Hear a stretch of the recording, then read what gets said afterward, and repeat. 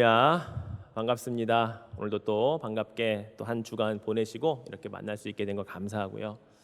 또 하나님 앞에 부르심 받은 또 우리 고 김지희 전도사님 임종 예배도 잘 드렸고요. 참 평안한 가운데 또 하나님 품으로 가셨던 것을 보게 되니 또 마음에 작은 위로가 됩니다. 또 이번 수요일날 드려지는 모든 예배 가운데도 우리 성도님들 함께 오셔서 또 마지막 가시는 그 모습까지도 함께 우리가 동참할 수 있기를 다시 한번 부탁을 드립니다. 오늘부터 3주에 걸쳐서 주권이라고 하는 주제를 가지고 말씀을 전하려고 합니다. 오늘 첫 번째는 세상의 주인이신 하나님의 주권에 관해서 말씀을 전할 거고요. 다음 주에는 우리의 삶의 주인이 되시는 성령님에 대해서 말씀을 전할 겁니다. 그냥 넘겨주세요. 그리고 마지막 세 번째 주에는 세상에 종말의 심판주로 오시는 그 심판의 주인 되시는 우리 예수 그리스도에 대해서 주권이라고 하는 이 주제를 가지고 세 주에 걸쳐서 말씀을 전할 겁니다. 오늘 첫 번째 시간으로 이 땅에 이 세상의 주인 되시는 이 하나님의 이 주권에 관해서 먼저 오늘 말씀을 전하도록 하죠. 이 땅의 모든 통치와 주권이 하나님께 있다라고 하는 것에 대해서 살펴볼 건데요. 이 주권이라고 하는 것의 사전적인 의미를 한번 찾아보니까 이렇게 기록되어 있습니다. 개인이나 국가가 지닌 권위를 가지고 대내외적으로 행사할 수 있는 권리나 힘을 사전적인 의미로 주권이라고 표현을 하고 있죠. 예를 들어 미국에 아무리 오래 살아도 시민권자로서의 주권이 없으면 그 어떤 선거에서도 내 권리를 행사할 수가 없지요. 반면에 투표를 통해 선출된 사람은 그 선택받은 자리에서 그에 합당한 능력과 권력이 주어지므로 그 힘을 행사할 수 있게 됩니다. 이런 것들이 주권이지요. 자, 그렇다면 이 성경적인 주권은 어떤 의미를 가지고 있을까요? 아더 핑크라고 하는 이 성경학자가 이렇게 이야기를 합니다. 하나님이시라는 선언이다. 절대적이며 불가항력적이며 무한한 것이다. 우주를 자기 뜻대로 다스릴 권리가 있다는 뜻이다. 이것을 성경적인 주권이라고 이 아더 핑크라는 학자는 이렇게 정의를 합니다. 마찬가지로 이 세상에 주권이 내게 있다면 나는 내 주권대로 내 마음대로 무엇이든지 할 수 있는 그 권리와 힘이 있을 것입니다. 그러나 이 세상의 모든 만물을 창조하신 분이 따로 있고 자연을 운행하시는 분이 분명히 존재하시기 때문에 그 주권을 가진 분에게 우리는 이 땅에 사는 동안 순종하고 순응해야 할 사명과 책임이 있다라는 사실을 기억해야 된다는 거죠. 자, 오늘 우리가 함께 읽은 이 요한계시록의 짧은 본문 한 구절에도 그 주권이 누구에게 있는지 아주 명확하게 기록을 해 놓았습니다. 다시 한번 살펴보면 우리 주 하나님께 있다는 겁니다. 영광과 존귀와 권능을 받으시는 것도 당연히 합당하고, 왜냐하면 그분은 만물을 지으셨기 때문이며 만물이 그의 뜻대로 있었고 지음을 받았기 때문이다라고 분명하고 명확하게 기록을 해놓고 있죠. 그렇습니다. 하나님이 이 세상의 주인이다. 하나님이 이 세상의 모든 주권을 가지고 계신다. 하나님 마음대로 이 우주를 통치하실 수 있다라고 하는 것의 모든 근거는 그분이 이것을 만드셨기 때문이라는 그 믿음 때문이라는 거죠. 그분의 섭리대로 창조되었다라고 하는 바로 그 믿음에 근거한 것입니다. 사실 하나님 아버지를 믿는다라고 할 때에 우리의 그 믿음의 시작은 창세기 1장 1절에 근거합니다. 기독교의 믿음의 시작은 창세기 1장 1절을 내가 믿느냐 그렇지 않느냐에 따라서 이거는 판가름 나기 때문이죠. 태초에 하나님이 천지를 창조하셨다라고 하는 것이 의심 없이 믿어진다면 나는 기독교인으로서 첫 발짝을 내디딜 수 있었던 것이죠. 그러나 이것이 고개가 갸우뚱거리고 의심이 되고 과연 그럴까라고 하는 생각이 더 지배적이라면 우리는 아직 제대로 된 기독교 믿음의 시작 자체도 우리는 하지 못했다라고 하는 것을 스스로 알아야 한다는 것입니다. 여러분, 믿음이라고 하는 것은요, 내가 믿어지는 것만 믿는 것 아닙니다. 이해가 되고 지적으로 동의가 되어 믿는 것은 진정한 기독교의 믿음이 아니기 때문이죠. 기독교에서 말하는 믿음의 시작은요, 정말로 이 땅, 이 모든 만물의 창조주고 주관자이신 하나님의 말씀으로 시작이 되었다라고 하는 것을 추호의 의심도 없이 믿을 때 바로 그것이 우리의 믿음의 또 주권이 하나님께 있다라는 것을 인정하는 시작이 된다는 것입니다. 그래서 신구약 66권 성경 안에는 참으로 많은 구절들이 그 하나님의 주권에 대해서 인정하는 여러 사람들의 고백이 들어 있습니다. 몇 가지 고백만 한번 살펴보겠습니다. 먼저 다윗의 고백을 살펴볼까요? 역대상 29장 11절 말씀해 보니까 여호와여 위대하심과 권능과 영광과 승리와 위엄이 다 주께 속하였사오니 천지에 있는 것이 다 주의 것이로소이다. 여호와여 주권도 주께 속하였사오니 주는 높으사 만물의 머리이심이니이다. 다윗의 고백입니다. 욥의 친구인 빌닷이라고 하는 친구의 고백도 볼까요? 욥기 25장 2절에 보니까 하나님은 주권과 위엄을 가지셨고 높은 곳에서 화평을 베푸시느니라 라고 고백하고 있습니다. 시편 기자의 고백도 시편 136편 5절과 6절에 보면 지혜로 하늘을 지으신 이에게 감사하라.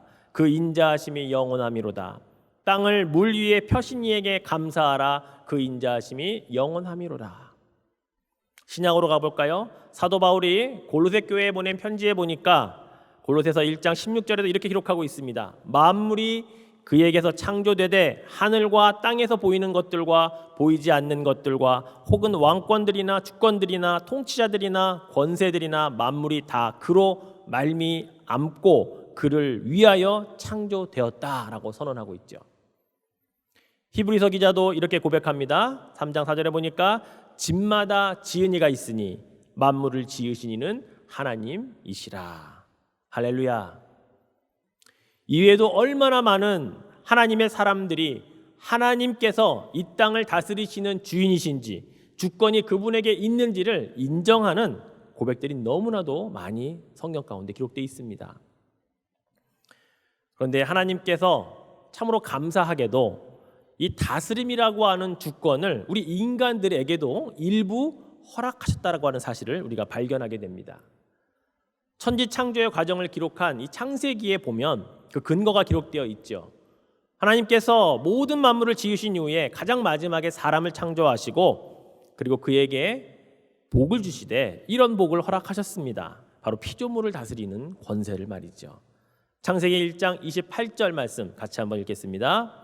하나님이 그들에게 복을 주시며 하나님이 그들에게 이르시되 생육하고 번성하여 땅에 충만하라. 땅을 정복하라. 바다의 물고기와 하늘의 새와 땅에 움직이는 모든 생물을 다스리라 하시니라.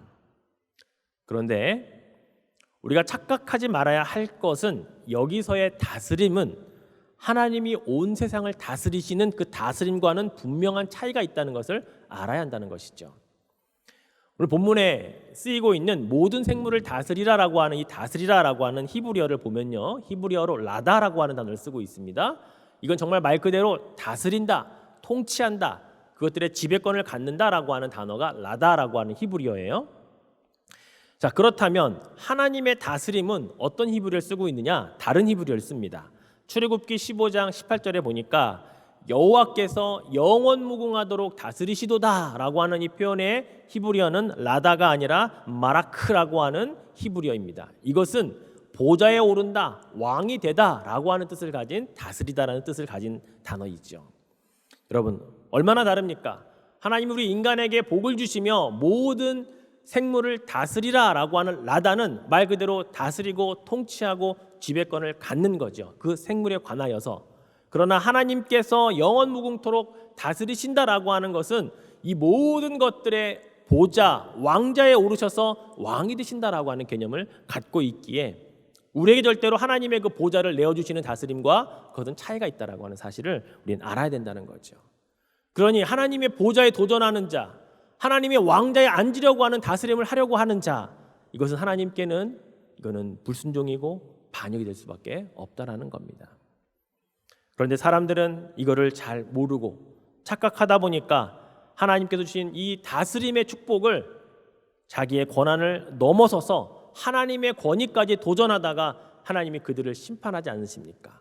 그래서 노아의 홍수 사건이 일어났죠. 그 사건이 끝난 다음에 다시 노아의 가족으로부터 시작된 역사가 얼마 못 가서 이 바벨탑이라고 하는 이 탑을 쌓으면서 또 다시 한번 하나님께 도전하지 않습니까? 바벨탑을 쌓을 때 그 장면을 보십시오. 성경은 분명히 창세기 11장 4절에 그들의 목적을 이렇게 기록하고 있습니다. 그 탑 꼭대기에 하늘을 닿게 하자. 그래서 우리 이름을 내자. 그리고 온 지면의 흩어짐을 면하자라고 하는 그들의 분명한 목적을 기록합니다. 생육하고 번성하여 땅에 충만하는 건 흩어져야 하는 일인데 흩어짐을 면하기 위해 일단 탑을 쌓는 것부터가 반역이었고 그 탑의 꼭대기가 어디에 닿아야 하느냐? 아까 하나님의 다스리다라고 하는 마라크라고 하는 그 보좌, 그 권위에까지 올라가려고 했던 그들을 하나님은 심판하실 수밖에 없었다고 하는 거죠. 이게 하나님의 주권을 인정하지 않는 자들의 가장 기본적인 행태고 모습이라고 하는 겁니다. 도전한다는 거예요. 하나님의 영역에 한번 발을 디뎌 보려고 하는 시도라는 사실이죠. 그래서 하나님이 바벨탑 사건을 통하여 이 땅에 하나밖에 없었던 구음을, 언어를 수도 없이 여러 가지 언어로 갈래갈래 흩으셨어요. 세계적인 언어 정보 제공 사이트인 에크놀로그라고 하는 홈페이지에 들어가 보니까 지금 현재 이 지구상에 사용되고 있는 언어가 7,139개라고 기록해 놓고 있습니다. 그나마 지난 100년 동안에 1세기 동안에 사용하는 사람들이 없어져서 원주민들이 사라져서 사라진 언어가 한 100개 정도 언어가 그나마 이게 사라진 다음에 있는 게 7,139개의 언어가 지금 남아 있다고 합니다. 하나님의 주권을 인정하지 않고 도전하려고 했던 것에 그 시도의 결과가 바로 이 땅에 우리가 배우지 않으면 전혀 알 수 없는 수없이 많은 언어들로 인해 서로의 의사소통이 불가능해졌던 바로 그 결과가 지금 우리가 살고 있는 이 시대라고 하는 것이죠. 여러분, 우리가 살고 있는 이 시대 또한 어떻습니까? 하나님의 주권을 인정하려고 하지 않는 끊임없는 인간들의 시도가 얼마나 많이 일어나고 있습니까?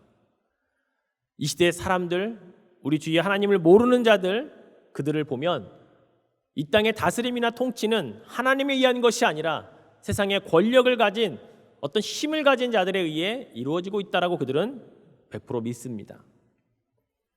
또한 이 시대의 과학을 더 신뢰합니다. 우주라고 하는 그 넓은 것 가운데 아주 작은 일부분만을 탐험해 놓고서 그들은 또 다른 별과 또 다른 생명체를 통해서 또 다른 신이 존재할 것이다라고 하는 그런 막연한 상상들을 하면서 또 그것을 그들의 신앙으로 만들어가고 있는 것이 이 시대 우리들의 모습이라는 것이죠.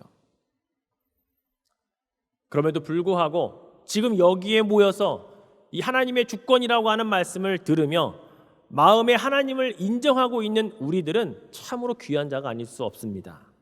정말로 우리가 할렐루야 불러야 하는 일이 바로 우리들의 이 하나님의 주권을 인정하는 모습 속에 있다라고 하는 것을 여러분 감사하시기 바랍니다. 이건 쉬운 일이 아니기 때문이에요. 자, 하나님께서 왜 그럼 우리에게 피조물을 다스리는 그 복을 허락하셨을까요? 그것은 우리 인간을 창조하신 목적과 연관이 되어집니다. 이사야서 43장 7절 말씀을 보면 내 이름으로 불려지는 모든 자 곧 내가 내 영광을 위하여 창조한 자를 오게 하라. 그를 내가 지었고 그를 내가 만들었느니라 말씀하십니다. 하나님이 우리 인간을 창조하신 목적은 철저하게 하나님의 영광을 위하여라고 말씀하시죠. 오직 하나님의 영광을 위한 것이다라고 기록해 놓고 있습니다.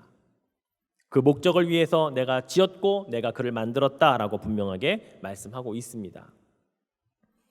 사도 바울도 그 목적을 분명히 알았기에 고린도전서 10장 31절에 이렇게 고백하죠. 그런즉 너희가 먹든지 마시든지 무엇을 하든지 다 하나님의 영광을 위하여 하라.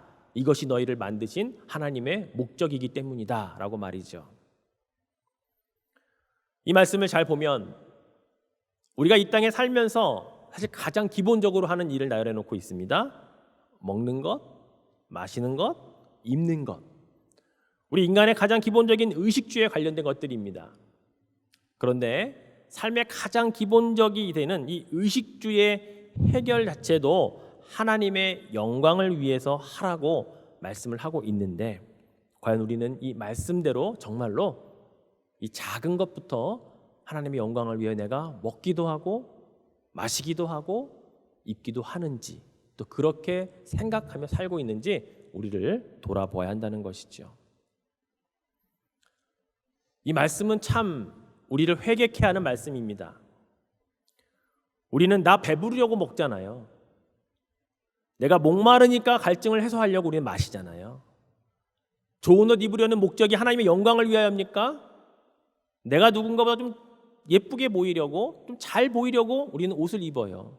그런데 먹든지 마시든지 입든지 다 하나님의 영광을 위하여 하라는 말씀과는 전혀 상관없이 우리는 살아가고 있는 우리의 모습을 보니, 이 말씀을 보면 그 뜻과 목적은 알지만 우리의 삶과 참 많은 괴리가 있다는 것을 깨닫게 될 때에 그렇게 살지 못하는 것에 대한 저부터도 참 이것에 대한 회개가 있게 됩니다.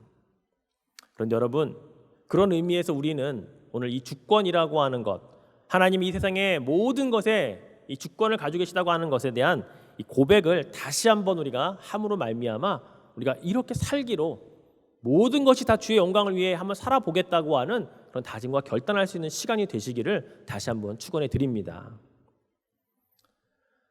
하나님께서 나를 어머니 모태에서 조성하신 후에 이 땅에 보내시고, 특히 이 미국 땅까지 보내셔서 그것도 수없이 많은 주 가운데 이 오레곤 주에 지금 있게 하시고, 우리 포틀랜드 오레곤 선교교회에서 예배하는 자로 살게 하시는 목적은 무엇일까? 과연 나는 그 목적대로 하나님의 영광을 위하여 잘 살아가고 있는가? 우리 이것들을 한번 깊이 묵상해 보아야 한다는 겁니다.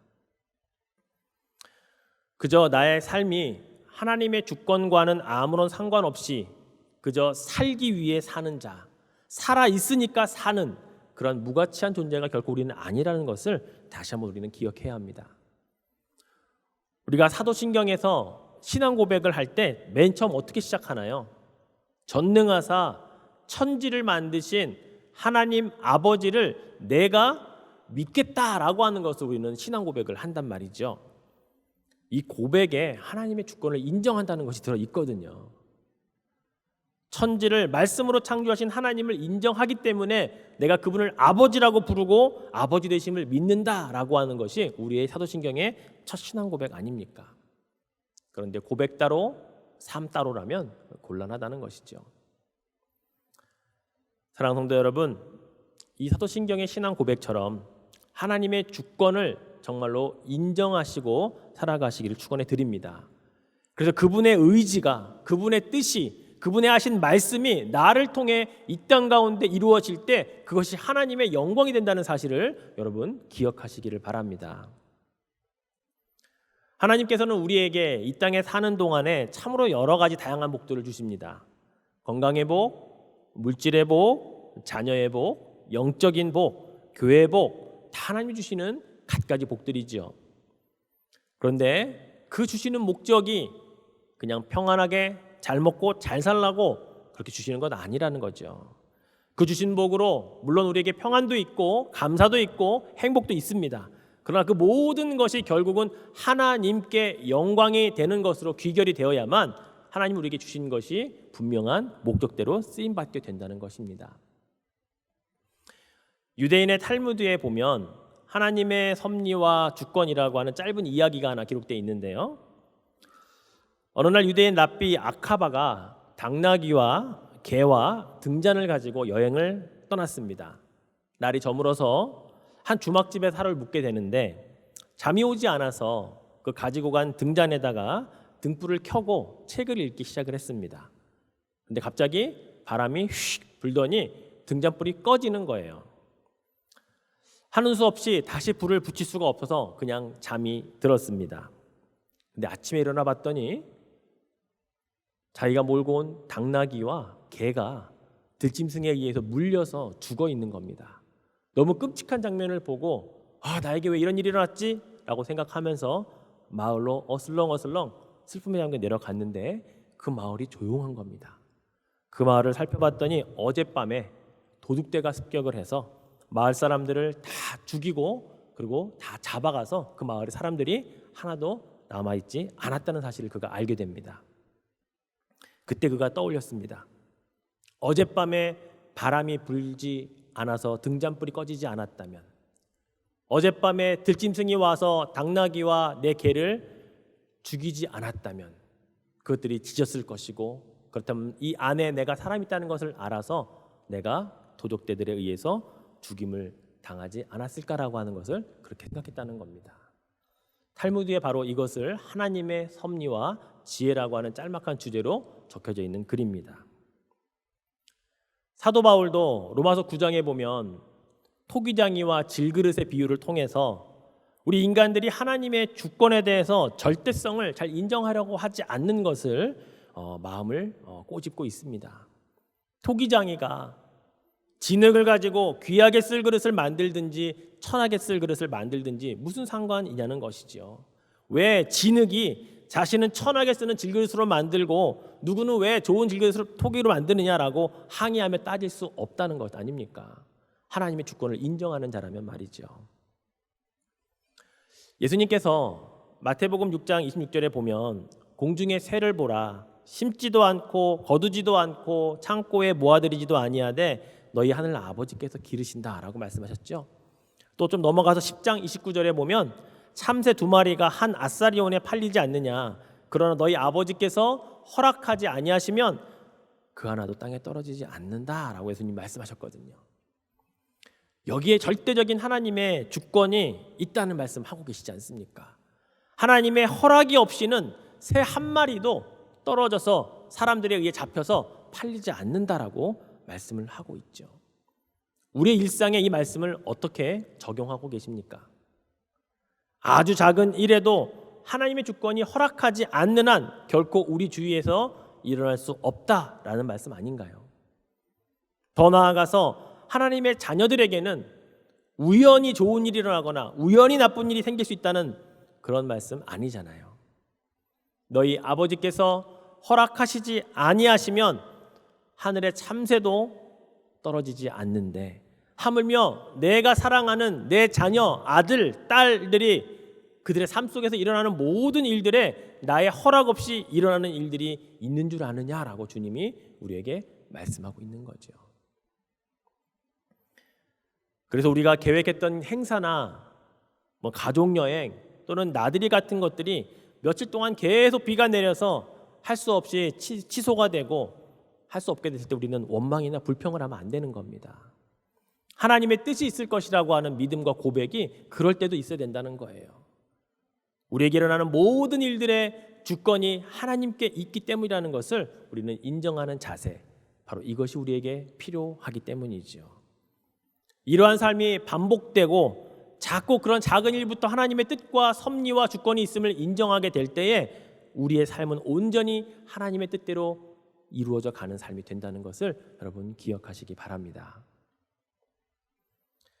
1942년도에 미국 프로야구 보스턴 팀의 이야기를 한번 해드릴게요. 이 당시에 보스턴 이 야구팀의 모든 선수와 모든 코칭 스태프가 다 크리스찬이었다고 합니다. 그래서 이들은 상대방과의 경기를 하기 전에 연습도 물론 열심히 했지만 다 모여서 기도하고 예배드리고 항상 경기를 했다고 합니다.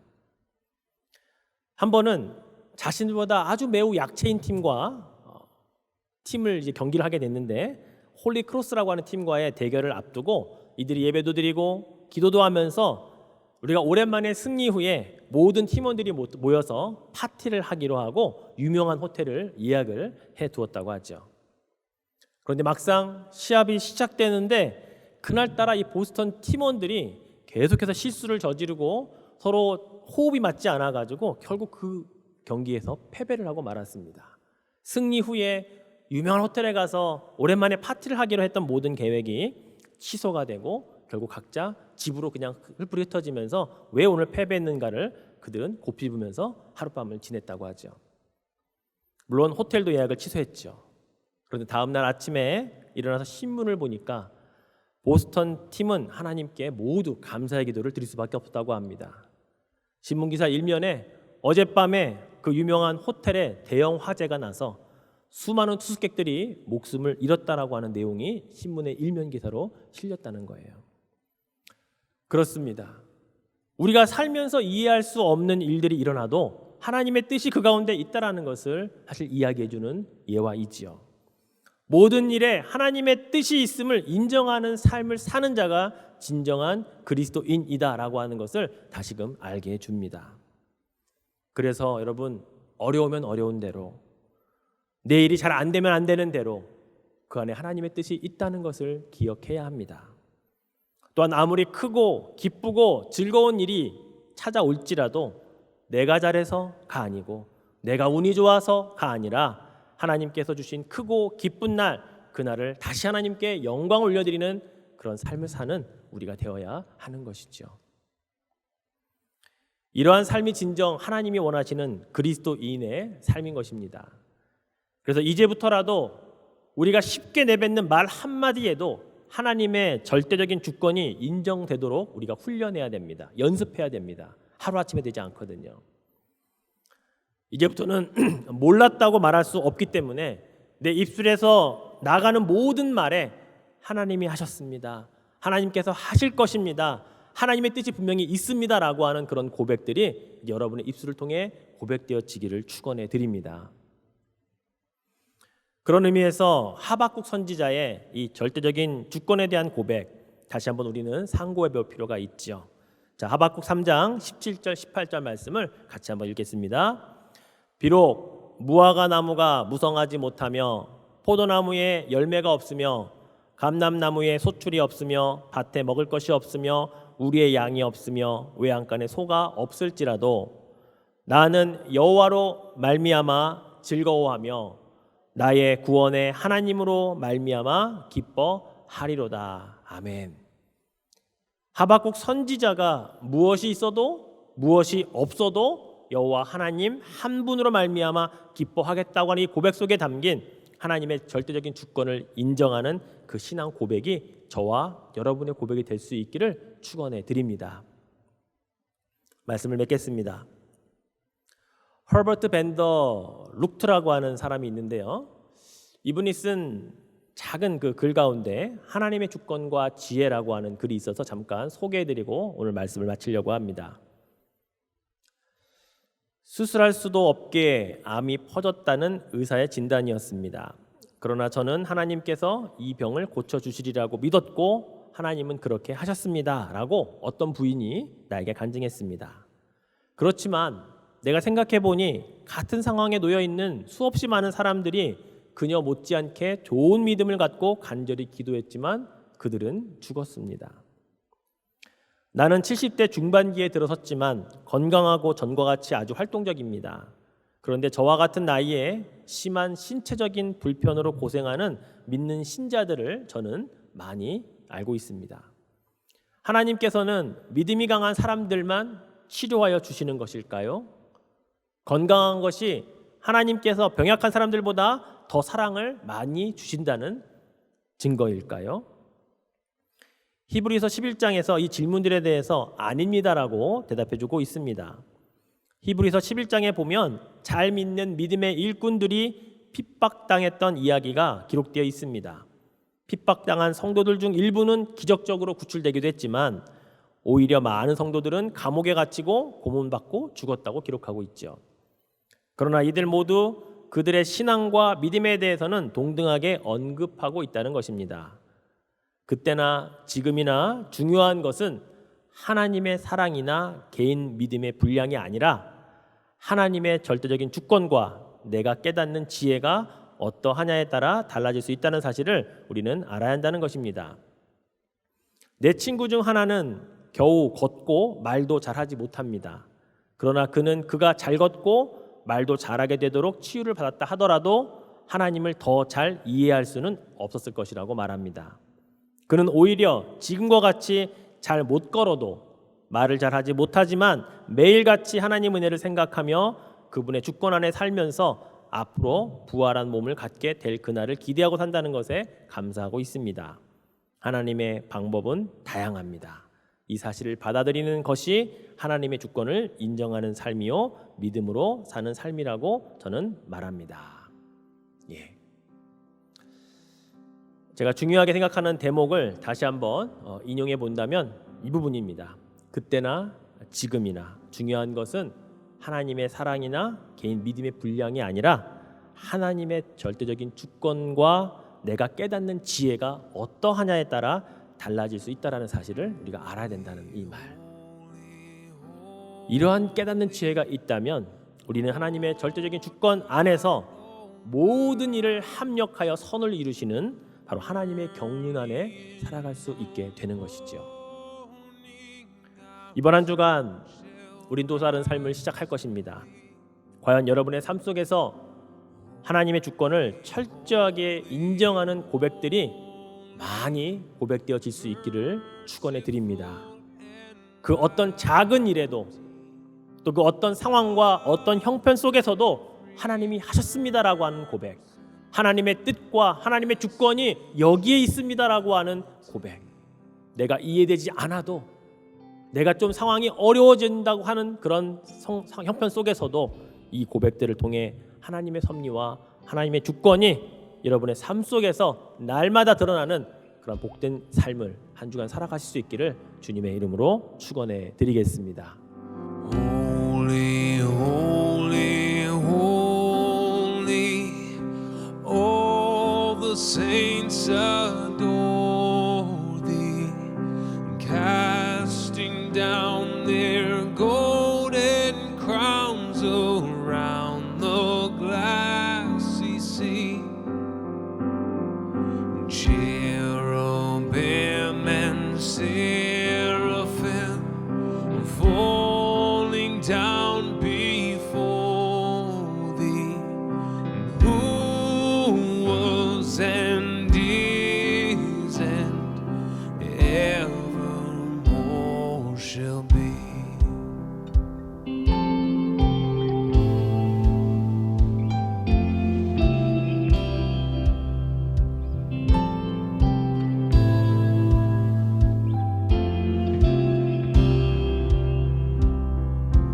Holy, holy, holy, though the darkness hide thee, though the eye of sinful man thy glory may not see, only thou art holy. There is none beside thee, perfect in power, love and purity.